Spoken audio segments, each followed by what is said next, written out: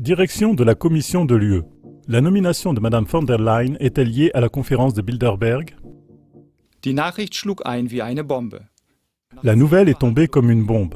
Après des négociations laborieuses entre les chefs de gouvernement de l'UE, la ministre allemande de la Défense, Ursula von der Leyen, a été nommée présidente de la Commission de l'UE.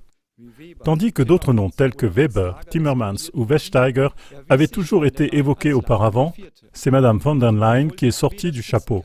Bien qu'elle n'ait été la principale candidate d'aucun parti aux élections européennes et que son nom n'ait été évoqué dans aucune discussion pour ce poste, elle a soudain dépassé tout le monde.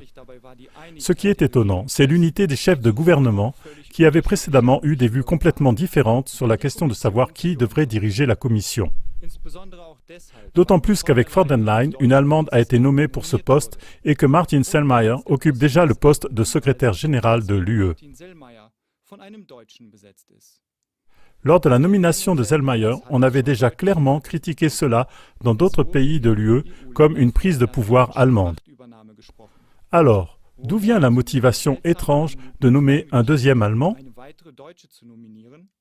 Est-ce dû à la compétence professionnelle exceptionnelle de von der Leyen ou à d'autres raisons? Par exemple, sa participation à la conférence Bilderberg de cette année à Montreux, en Suisse, immédiatement après l'élection du Parlement européen. CLA TV a déjà parlé des conférences annuelles Bilderberg dans différentes émissions.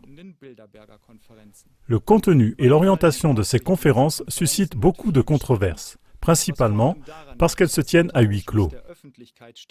Les participants sont extrêmement discrets, même s'ils prennent des décisions d'une grande portée pour la politique internationale. Le fait est que des personnes extrêmement influentes de la politique, de la noblesse, de l'économie et de l'armée se réunissent à huis clos. À présent, les listes des participants sont également publiées pour qu'au moins on sache clairement qui y négocie en secret. Une autre caractéristique de ces conférences est que souvent, peu de temps après, ces participants sont promus aux postes les plus élevés. CLA TV l'a montré à l'exemple de Randi Wagner, qui est devenue présidente du SPO l'année dernière, peu après la conférence, alors qu'elle n'était entrée en politique qu'un an auparavant. Voici quelques autres exemples de hauts responsables politiques qui ont été promus à des postes élevés après avoir assisté à ces conférences. Cette liste n'est aucunement exhaustive. Les chanceliers allemands. Helmut Schmidt, participation à la conférence de 1973, chancelier fédéral à partir de 1974. Helmut Kohl, participation aux conférences de 1980 et 1982, chancelier fédéral à partir de 1982. Angela Merkel, participation à la conférence de 2005, chancelière fédérale à partir de 2005. Chef de gouvernement internationaux. Margaret Thatcher, participation à la conférence de 1977, Premier ministre anglais à partir de 1979. Tony Blair, participation à la conférence de 1993, Premier ministre anglais à partir de 1997. Bill Clinton, participation à la conférence de 1991, président des États-Unis à partir de 1993. Alfred Gusenbauer, participation à la conférence de 2006, chancelier fédéral autrichien à partir de 2007. Emmanuel Macron, participation à la conférence de 2014, président français à partir de 2017. D'autres politiciens. Romano Prodi, participation à la conférence de 1999, président de la Commission de l'UE à partir de septembre 1999.